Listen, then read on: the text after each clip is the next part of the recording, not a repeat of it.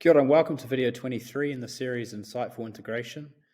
Today's video is going to be presented by a former student of mine from last year. His name is Wesley. He chose this problem because he's into his physics. He's currently studying down at Canterbury University. Wesley was an amazing student of mine last year. He not only was the head boy of our school, but also the Ducks. And I had quite a bit to do with him through cricket as well. So I'm very appreciative that he's found some time to go through this problem with us. He will cover the problem in two different ways. The first method he shows uses a little bit of an insightful trick.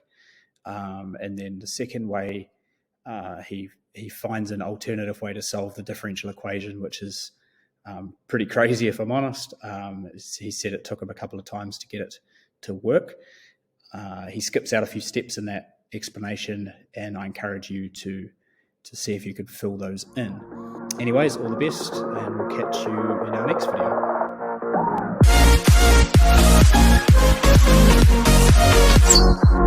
Hey guys, my name's Wesley. I was in Mr. Walden's calculus class last year, so in 2022, and I've just been asked to come along and film a video to answer this question, and I'm very excited, so let's just get into it. So we're told here that we have this particle that's launched from the ground with some initial velocity. It looks like a little bit of nonsense, but we'll get into that. And then we're told as the particle moves through the air at some speed, it experiences a resistive force, and this is shown in the equation for acceleration. So if there was no resistive force, then we would just have the constant minus g, but instead we have this extra term that's dependent on the velocity of the particle. So and we're told to show the maximum height of the particle is this stuff here. So this is a differential equation. It's non-linear because of this v squared term. If it was linear, then it would make it quite a lot easier, but there's a really sneaky trick to this problem, but I think it's very hard to spot if you don't know it. But yeah, I've also, at the end, I'll do a solution where you don't have to use the trick, but it is very complicated. Alright, so we have our differential equation here. And as you can see, the problem is that we have an x, a t, and a v, and we only want really two variables so we can integrate and solve. So we notice that the second derivative of displacement with respect to time is acceleration, which is the same thing as the rate of change of velocity.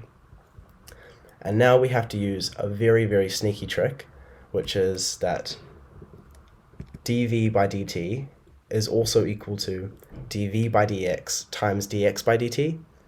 And that's something that's very hard to spot. It's a related rate sort of thing.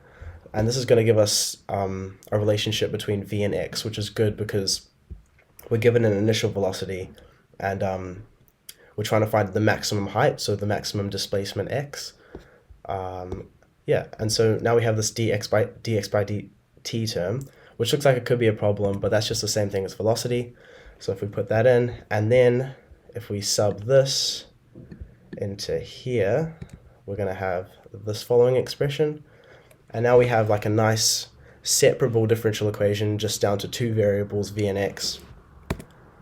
Okay, so now we're going to divide both sides by g plus kv squared. So we're left with a -1 on the right hand side, and as you can see, we've just gone this v divided by g plus kv squared, and we separate this dv by dx because now we have only v's on one side and only x's on the other side. There's no x's, but that's fine, you can just have constants as well. And we're just going to integrate both sides. And so if you notice on this left hand side we have a f dash at x over f at x situation.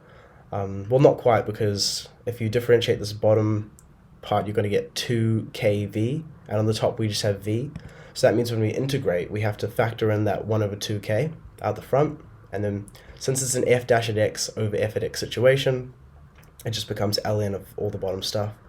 So that's how you integrate that. And cool, now we're just going to do a bit of rearranging. So we've multiplied both sides by 2k to get rid of this 2k here. And the c becomes a c1, where c1 just equals c times 2k. Okay, now we do e to the power of both sides, so the e and the ln just cancel out because they're inverse functions, and we just have e to the power of the right hand side as well. And then we take out this e to the power of c1 and just make it a, because it's just a constant. Yep, and we have this at the top here. Now we're going to use our initial condition to solve for A. So if we substitute V naught into here, so this is just the same thing as saying V at time 0 is this quantity, and we also know that X at time 0 is 0 because it's just from when it's launched, as it says in the question. So it starts with 0. So we're going to sub that into the above equation, so that's just from there. And now we have e to the power of 0 is just 1, so that's just a by itself on the right hand side, and on the left hand side, when you square this, it works out quite nicely because you just get g over 4k, and then the k's cancel out, so we just have g plus g over 4 equals a, so 5g equals a. Now, subbing this back in to our equation for v and x, so now we look back at the question and we say, okay, well, what do we have to find? The maximum height. And when does the maximum height occur? When the velocity is 0, because as it's launched up, it has the fastest velocity, and then 0, and then back down, kind of. So, like it says here, max height occurs when v equals 0 and x equals h. So if we sub these quantities into this equation, we're going to get this expression. This whole term is going to cancel out, and then these g's will just cancel out nicely, and now we're looking towards our answer, and we're seeing that this might be quite close. So now I've just multiplied both sides by 4 over 5 here, and we are left with this. Now to solve this, it's relatively straightforward. We take the ln of both sides, and in a somewhat confusing manner, I have swapped the sides. So if I just grab the pen, this has gone here, this has gone here, and then I've taken this negative to the other side, and so there's this good property of logs where if you have negative ln of a, then that's just the same thing as ln of 1 over a, so I'm just going to take away this minus and flip the fraction inside the log, and now I can divide both sides by 2k, and we're left with an expression that matches what the final answer is. So that's very good. I would say if you tried to attempt this problem, there's a good chance you didn't see this trick, and I have got a solution that doesn't involve the trick, but it's just as difficult.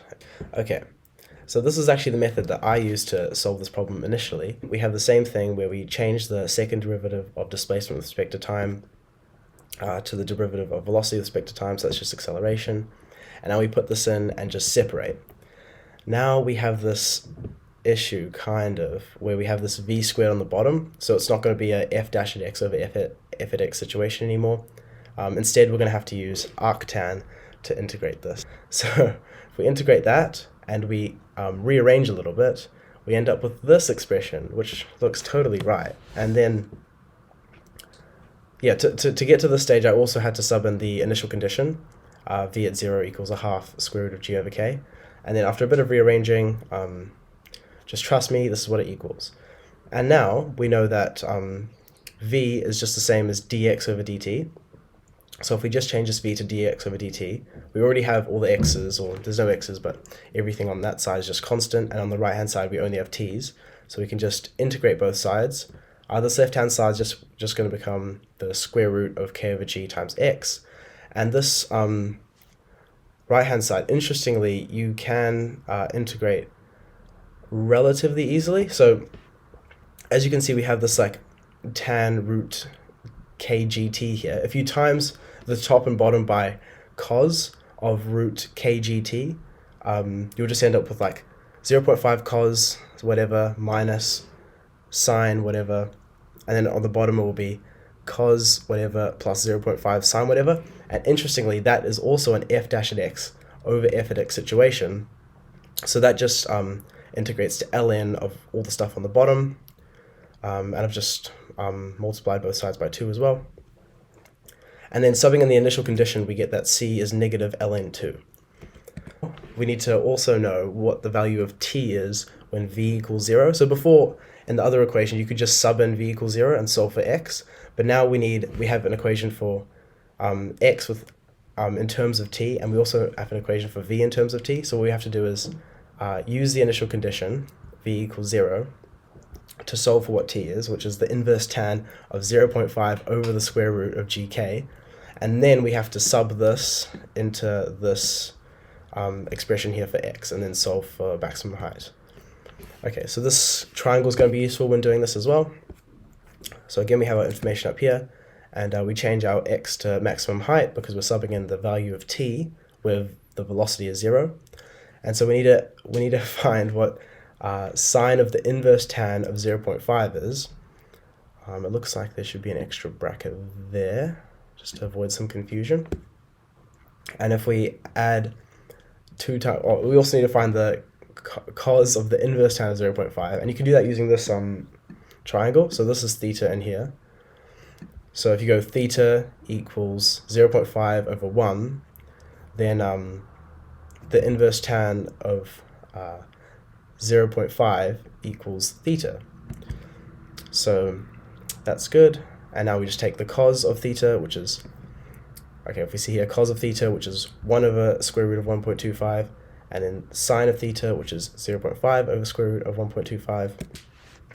Substitute those values into that top expression there, and we're left with something that looks a little bit simpler, but still maybe a little bit complicated. So we combine these because they have common denominators, and now we use log properties, which says log of a minus log of b equals log of a over b. So that's just taking this argument here and dividing it by 2. So we're left with 1.25 over the square root of 1.25. And again, so if you have like x over root x, that's just the same thing as root x. So that's where this next part comes from here. All I've done is change this argument to the square root of 1.25 and divide it by k. And this is equivalent to just 1 over k ln of 1.25 to the power of a half. And again, using the property of logs, we have we can bring this half down the front, so we have 1 over 2k ln of 1.25 equals 1 over 2k ln of 5 over 4, which, as you may notice, is the same as the answer. So I was really surprised when that came out, but yeah, it is an alternative method. It is possible to do without Wolfram Alpha, but it's hard. You need to know how to integrate that complicated function with b squared in the denominator. But anyways, thanks so much for your time. Thanks for listening. Subscribe to the channel. Don't forget to like, comment, and yeah, thank you, and see you later.